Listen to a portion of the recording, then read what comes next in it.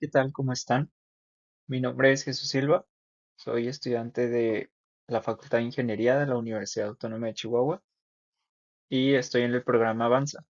En esta ocasión vamos a ver el tema de impulso, cantidad de movimiento y coeficiente de restitución en la materia de temas selectos de Física 1. Empezamos con los conceptos, el cual el primero es ¿qué es el impulso? Bueno, el impulso eh, es cuando se aplica una fuerza sobre un cuerpo en un cierto tiempo y se dice que éste ha recibido un impulso. Esa es la situación en la que podemos describir el impulso y podemos decir que el impulso es igual a la fuerza aplicada en newtons por el tiempo en que la fuerza actúa en segundos. Y esto eh, va a dar una resultante en newtons por segundo.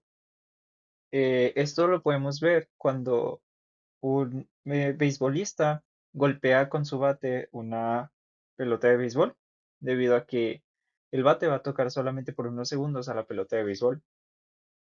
Luego tenemos la cantidad de movimiento, que también se llama ímpetu y es igual al producto de su masa por la magnitud de su velocidad. Es una magnitud vectorial cuya dirección corresponde a la de la velocidad. Entonces decimos que la cantidad de movimiento es igual a la masa del cuerpo en kilogramos por la velocidad del cuerpo en metros sobre segundo.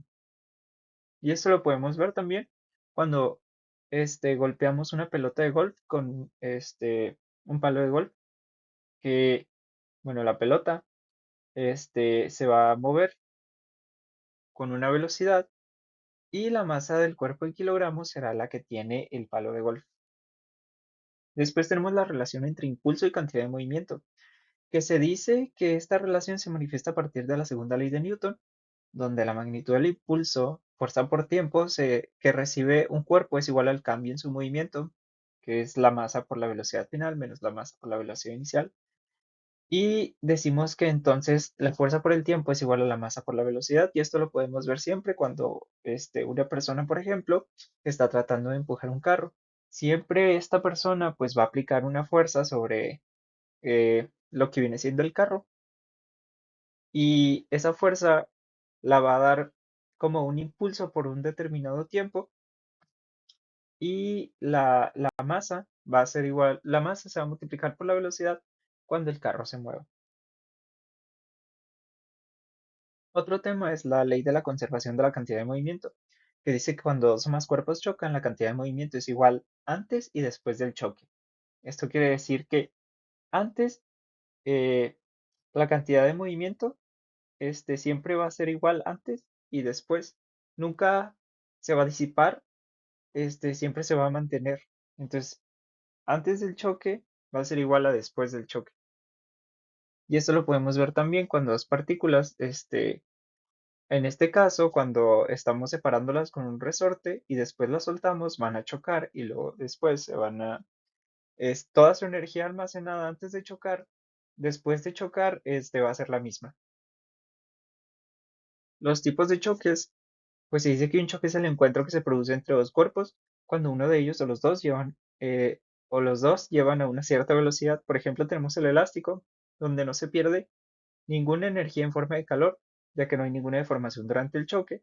El inelástico, durante el choque, parte de la energía se transforma en calor o ocasiona una deformación o ambos en los cuerpos.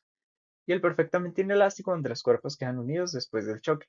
En esta ocasión, por ejemplo, tenemos los choques elásticos, donde antes de la colisión, este, ambos llevan una cierta masa, tienen una cierta masa y llevan una cierta velocidad.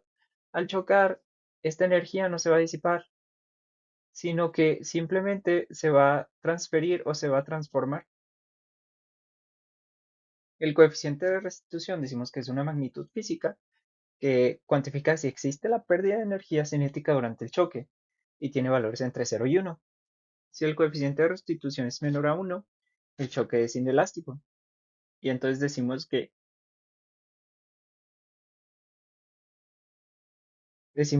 E es igual a la magnitud de la velocidad del cuerpo 2 después del choque menos la magnitud de la velocidad del cuerpo 1 después del choque, entre la magnitud de la velocidad del cuerpo 2 antes del choque y la magnitud menos la magnitud de la velocidad del cuerpo 1 antes del choque. Si E es igual a cero, significa que es perfectamente inelástico. Si cero es menor que E, que es menor que uno, significa que es semielástico, si está entre cero y uno. Y si es igual a uno, es perfectamente inelástico. Por ejemplo, en el ejercicio 1 nos dice que un balón en reposo cuya masa es de 0.45 kilogramos, dice que es pateado por un jugador imprimiéndole una velocidad cuya magnitud es de 13 metros sobre segundo. Si el tiempo que lo pateó fue 0.02 segundos, ¿cuál fue la magnitud de la fuerza ejercida sobre el balón? Tenemos los datos. Tenemos una masa que nos dan aquí de 0.45 kilogramos, una velocidad de 13 metros sobre segundo y un tiempo de 0.02 segundos. Y nos está pidiendo la magnitud de la fuerza ejercida sobre el balón. Nuestra fórmula es fuerza por tiempo igual a masa por velocidad. De aquí despejamos la fuerza y nos va a dar que es la masa por la velocidad sobre el tiempo.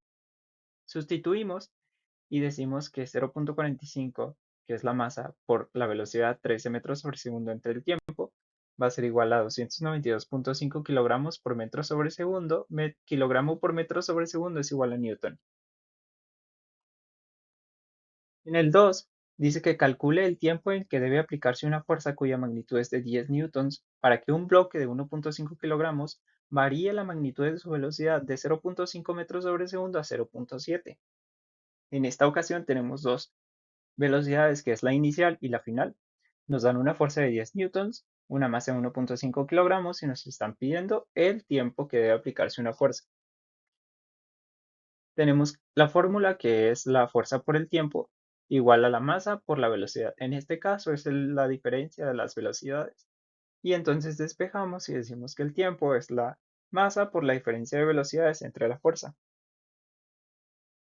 En este caso tenemos 1.5 kilogramos, que es la masa, por la diferencia de velocidades, que es la velocidad final 0.7 metros sobre segundo menos velocidad inicial 0.5 metros sobre segundo sobre 10 kilogramos por metro sobre segundo, que es igual a newtons.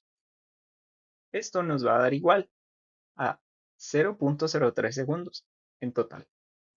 Y este va a ser el tiempo simplemente en el que va a tocar en el que se debe aplicar la fuerza para que varíe la magnitud de su velocidad de 0.5 a 0.7. En el ejercicio 3, decimos que un cuerpo tiene una masa de 0.2 kilogramos y a una velocidad cuya magnitud es de 3 metros sobre segundo. Al chocar frente contra otro cuerpo de 0.1 kilogramos de masa y que va a una velocidad cuya magnitud es de 2 metros sobre segundo. Considerando al choque perfectamente inelástico, ¿qué magnitud de velocidad llevarán los dos cuerpos después del choque al permanecer unidos? Debido a que es perfectamente inelástico, estos después de chocar van a permanecer unidos. Y entonces tenemos nuestros datos, que es la masa 1 de 0.2 kilogramos, es el primer cuerpo, y tenemos lo que viene siendo la velocidad de magnitud 3 metros sobre segundo, la masa del cuerpo 2 de 0.1 kilogramos y la velocidad que lleva ese cuerpo 2 de 2 metros sobre segundo. Nos está pidiendo la magnitud de la velocidad para que permanezcan unidos, es decir, tengan un choque perfectamente inelástico. Nuestra fórmula es esta, la que habíamos visto anteriormente, pero como van en sentido contrario, es decir, una bolita va en este sentido y la otra bolita va en este sentido, ambas van a chocar, decimos que después del choque tienen la misma magnitud de velocidad, es decir, la velocidad de uno va a ser igual a la velocidad 2 y por tanto podemos decir que lo que viene siendo nuestra masa 1 de nuestro cuerpo 1 por la velocidad 1 de nuestro cuerpo 1 menos la masa 2 por la velocidad del cuerpo 2 va a ser igual a la masa 1 más la masa 2 por la velocidad total. De esto nos está pidiendo la velocidad que llevarán los dos cuerpos después del choque y entonces despejando nuestra velocidad tenemos que nuestra masa 1 por la velocidad del cuerpo 1 menos la masa del cuerpo 2 por la velocidad del cuerpo 2 entre la masa 1 más la masa 2 será un total de 1.33 metros sobre segundo, la velocidad que se necesita, la velocidad que va a resultar después del choque cuando permanezcan unidos. En el ejercicio 4 decimos que se dispara una bala de 12 gramos en forma horizontal y se incrusta en un trozo de madera de 7 kilogramos que está en reposo. Dice que la madera y la bala adquieren una velocidad cuya magnitud es de 0.4 metros sobre segundo después del impacto. ¿Cuál es la magnitud de la velocidad inicial de la bala? Tenemos los datos, que es la masa 1, que es de 0.012 kilogramos haciendo nuestra conversión. Nos está pidiendo la velocidad inicial de la bala 1, perdón, de la bala, y nuestra masa 2, que es el trozo de madera con el que va a golpear. Y este tiene una masa de 7 kilogramos y una velocidad inicial o una velocidad de cero porque se mantiene en reposo. Nuestra velocidad que va a llevar la bala es de 0.4 metros sobre segundo. Perdón, la velocidad final que va a tener la bala. Entonces tenemos nuestra fórmula, que es esta, pero como el trozo de madera está en reposo, pues la única cantidad de movimiento inicial se debe a la bala, y como después del impacto los dos cuerpos llevan la misma magnitud de velocidad, la fórmula cambia. Y entonces, dado esto que sacamos en la fórmula anterior, tenemos que U1 va a ser igual a la masa 1 más la masa 2 por la velocidad entre la masa 1. Esto va a ser igual a 0.012 kilogramos más la masa 2, que va a ser de 7 kilogramos multiplicado por la velocidad